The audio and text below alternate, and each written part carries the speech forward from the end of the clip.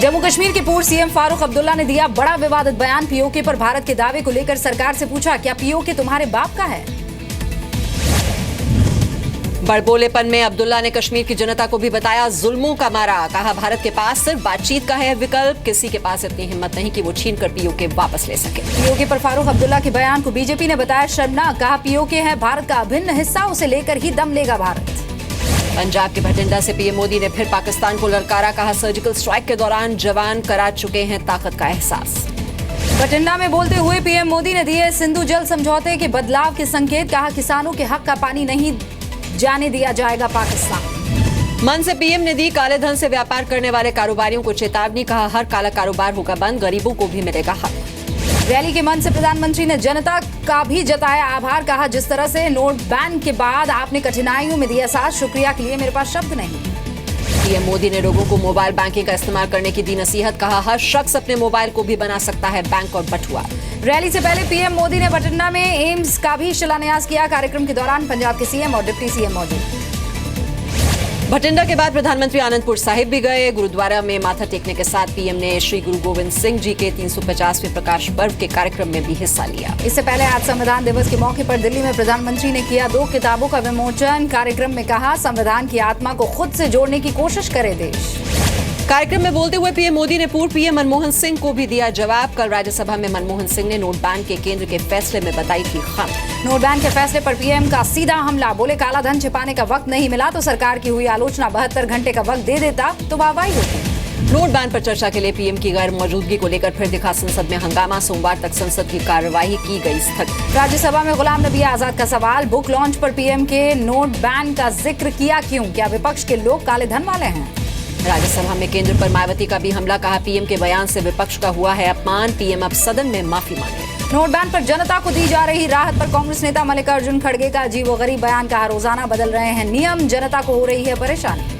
लोकसभा में आज वित्त मंत्री अरुण जेटली ने भी दिया बयान। कहा, सिर्फ कैश ही नहीं है विकल्प, देश में प्लास्टिक मनी और ई वॉलेट का भी बढ़े इस्तेमाल। कांग्रेस उपाध्यक्ष राहुल गांधी ने भी दिया पीएम मोदी को चैलेंज। कहा, संसद में आकर दिखाया अपना इमोशन, सबके सामने होगा दूध का दूध पानी का पानी। पीएम पर राहुल गांधी के सवालों का केंद्रीय मंत्री रविशंकर प्रसाद ने दिया जवाब। विपक्ष पर चर्चा से भागने के लगाए आरोप। कहा, खुद राहुल संसद में क्या बोलेंगे सभी सुनना चाहते हैं। कांग्रेस ने पीएम मोदी पर लोकतंत्र की मर्यादा तोड़ने का भी आरोप लगाया। कहा, जनतंत्र में विश्वास है तो संसद में आकर विपक्ष के सवालों का भी जवाब दे। नोट बैन के फैसले को आरजेडी अध्यक्ष लालू यादव ने बताया परेशानी भरा। पीएम पर निशाना साधते हुए कहा, इतना बड़ा फैसला बिना सोचे विचार लिया गया। संसद की सुरक्षा में सेंध। दर्शक गैलरी से सांसदों पर कूदने की एक शख्स ने कोशिश की, पुलिस ने पकड़कर शुरू की पूछताछ। बैंकों में नोट बदलने का काम आज से बंद, अब सिर्फ पुराने नोट जमा करा सकेंगे। नोटबंदी की समीक्षा के लिए बैंक प्रमुखों से मिले वित्त मंत्री जेटली। कहा, ई बैंकिंग को बढ़ावा देना सरकार का प्रमुख एजेंडा, बिजनेस और ट्रेड में होगी ग्रोथ। 2.5 लाख रुपए से ज्यादा के डिपॉजिट पर होगी कड़ी कार्रवाई। सरकार ने आईटी एक्ट संशोधन को दी मंजूरी। अघोषित आय जमा करने पर 200% तक लगेगा जुर्माना। नोट बैन पर बीजेपी की नई तैयारी। सरकार के 9 मंत्री सांसदों को देंगे क्लास। संसदीय क्षेत्र में लोगों की परेशानी सुनेंगे सांसद। दिल्ली के निजामुद्दीन रेलवे स्टेशन पर पकड़ी गई 3.5 करोड़ रुपए की नई करेंसी। आरोपियों ने बताया एक्सिस बैंक के 2 मैनेजर ने की थी मदद। महाराष्ट्र के पुणे में एक कार से पकड़े गए 1 करोड़ 12 लाख के पुराने नोट। कमीशन के तौर पर बदले जाने थे ये सारे नोट। डिमोनेटाइजेशन से इकोनॉमी को होगा 1.28 लाख करोड़ का नुकसान। इकोनॉमी पर नजर रखने वाली सीएमआईई ने लगाया अनुमान। गुजरात के सूरत में कांग्रेस कार्यकर्ताओं ने किया रेल रोको प्रदर्शन। नोट बैन के विरोध में ये प्रदर्शन। अहमदाबाद में कांग्रेस ने किया नोट बैन के खिलाफ प्रदर्शन। नोट बैन का फैसला वापस लेने की मांग की। सूरत में कैश की कमी की वजह से एक जोड़े ने सिर्फ 500 रुपए में शादी की। मेहमानों को सिर्फ चाय और पानी पिलाए। मध्य प्रदेश के इंदौर में नोटबंदी के समर्थन में बीजेपी की गरीब और किसान रैली। केंद्रीय मंत्री पीयूष गोयल, महासचिव कैलाश विजयवर्गीय हुए इसमें शामिल। नोट बैन से आंध्र प्रदेश के विजयवाड़ा मंदिर में बढ़ा चढ़ावा। रोजाना आने वाले चढ़ावे में हुआ 15 गुना से ज्यादा इजाफा। नोट बैन ने मुंबई के सब्जी वालों को बनाया हाईटेक। एक फल बेचने वाले ने लगाई कार्ड स्वाइप मशीन।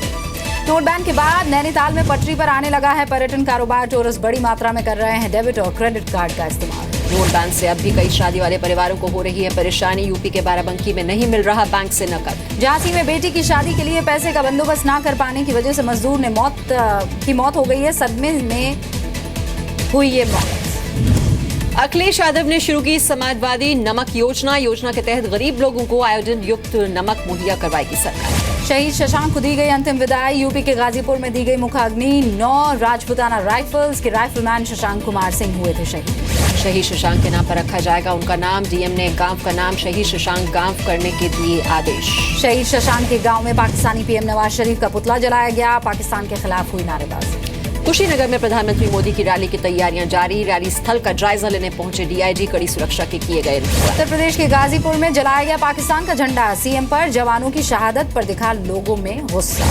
यूपी के हरदोई में एटीएम से 1 करोड़ 22 लाख की ठगी का हुआ खुलासा। एटीएम कंपनी के साथ मिलकर निकाला करते थे एटीएम से पैसे। यूपी की मैनपुरी में दबंगों ने की दुल्हन और उसके परिवार के साथ मारपीट। खाना बनाने को लेकर विवाद हुआ। उत्तर प्रदेश के शाहजहांपुर में महिला पुलिसकर्मी से छेड़छाड़। सरकारी आवास में सिपाही के बेटे ने की छेड़छाड़। कानपुर में मिड डे मील बनाने वाली संस्था के किचन पर पड़ा छापा। खाने में सामान में मिली अनियमितताएं मिलने पर किचन को किया गया सील। यूपी के बरेली में डबल मर्डर से मची सनसनी। एक लड़की और एक आदमी का मिला शव। बोरे में मिले शव। भुवनेश्वर में अमित शाह की चुनावी रैली। ओडिशा सरकार से मांगा 17 सालों का हिसाब। कहा हर 15 दिन में गरीबों के लिए नई योजना लेकर आते हैं पीएम मोदी। जम्मू कश्मीर के बांदीपुरा में एनकाउंटर के दौरान 2 आतंकी ढेर। 1 जवान शहीद। बारामूला में सेना का सर्च ऑपरेशन जारी है। मुठभेड़ के बाद घर में छिपे एक आतंकवादी ने किया सरेंडर। जम्मू कश्मीर के कुलगाम में आतंकियों के हमले में 2 पुलिसकर्मी शहीद। आतंकियों ने पुलिस पार्टी पर किया हमला। आतंकियों को पकड़ने के लिए सर्च ऑपरेशन जारी। श्रीनगर में बंद और कर्फ्यू जारी है। 4.5 महीने से घाटी में तनाव है। सुरक्षा बल बरत रहे हैं एहतियात। बुरहान वानी के एनकाउंटर के बाद पहली बार पढ़ी गई श्रीनगर की जामिया मस्जिद में नमाज के बाद फिर देखने को मिले पाकिस्तान और आईएसआईएस के झंडे। कश्मीर में तनाव का मुगल गार्डन में आने वाले सैलानियों पर असर पड़ रहा है। वीराना पड़ा है घाटी का मुगल गार्डन। आम आदमी पार्टी विधायक अमानतुल्लाह खां पर सीबीआई ने दर्ज किया केस। दिल्ली वक्फ बोर्ड में गलत भर्तियों की धांधली का है आरोप। दिल्ली एनसीआर में पटाखों की बिक्री पर रोक लग गई है। सुप्रीम कोर्ट ने दुकानों के लाइसेंस रद्द करने के आदेश दिए। मुंबई में जोगेश्वरी इलाके में फर्नीचर मार्केट में आग। फायर ब्रिगेड की कई गाड़ियां मौके पर। किसी के हताहत होने की फिलहाल खबर नहीं। नवी मुंबई की केमिकल फैक्ट्री में लगी आग। 15 दमकल कर्मियों ने पाया आग पर काबू। पंजाब के मानेसर में नहर टूटने से 500 एकड़ गेहूं की फसल बर्बाद हो गई। गांव के लोगों ने खुद ही 50 फीट चौड़ी दरार को भरने की कोशिश की, लेकिन प्रशासन बना रहा तमाशबीन। भोपाल में एक सरकारी स्कूल के टीचर की दबंगों ने पिटाई कर दी। स्कूल परिसर में बिजली चोरी का विरोध कर रहा था टीचर। लोहे की रॉड और पत्थरों से पिटाई।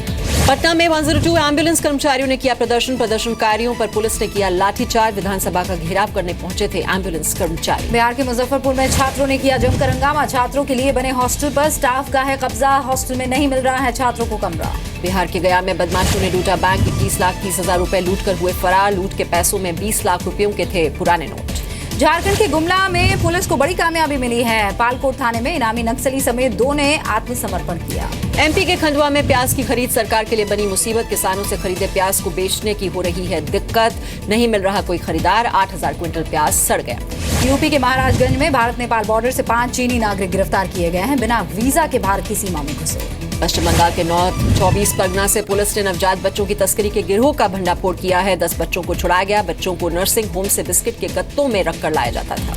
बच्चों की तस्करी करने वाले गिरोह की तलाश में पुलिस को बच्चों के कंकाल और हड्डियां भी मिले हैं। 14 आरोपी गिरफ्तार किए गए हैं।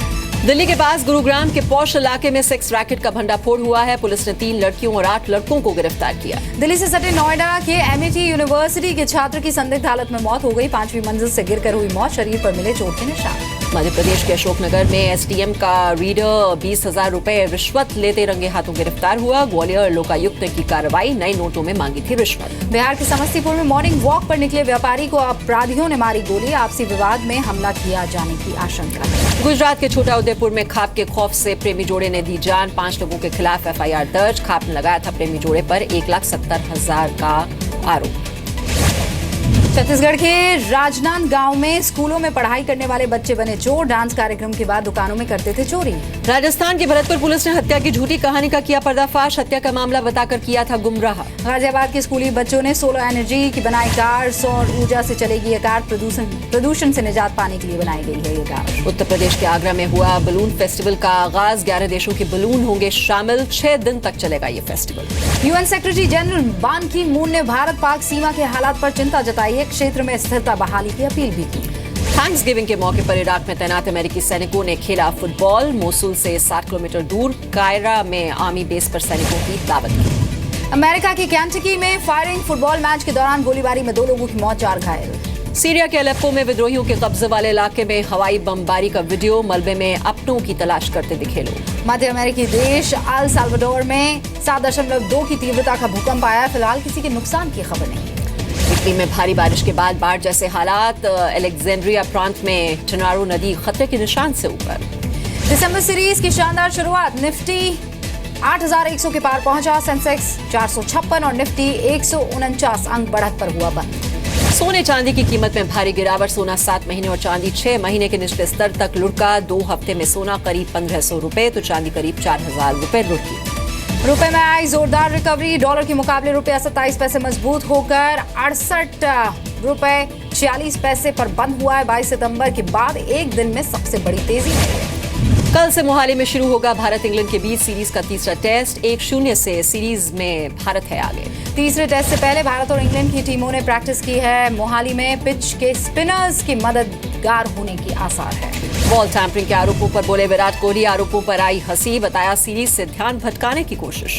एडिलेड टेस्ट में दूसरे दिन ऑस्ट्रेलिया का पलड़ा हुआ भारी। दूसरे दिन तक पहली पारी में बनाए 6 विकेट के नुकसान पर 307 रन। ऑस्ट्रेलिया की तरफ से ओपनर उस्मान ख्वाजा ने लगाई सेंचुरी। 138 रन बनाकर नॉट आउट। हांगकांग ओपन की सेमीफाइनल में पहुंच गई है पीवी सिंधु। सिंगापुर के खिलाड़ी को हराया। पहली बार बैडमिंटन रैंकिंग में साइना नेहवाल से आगे निकली पीवी सिंधु। 9वें नंबर पर पहुंची सिंधु, जबकि साइना को मिली 11वीं रैंकिंग। अक्षय कुमार ने की असम के शहीद के परिवार की मदद। उल्फा उग्रवादियों से मुठभेड़ में शहीद की पत्नी के खाते में जमा करवाए 9 लाख रुपए।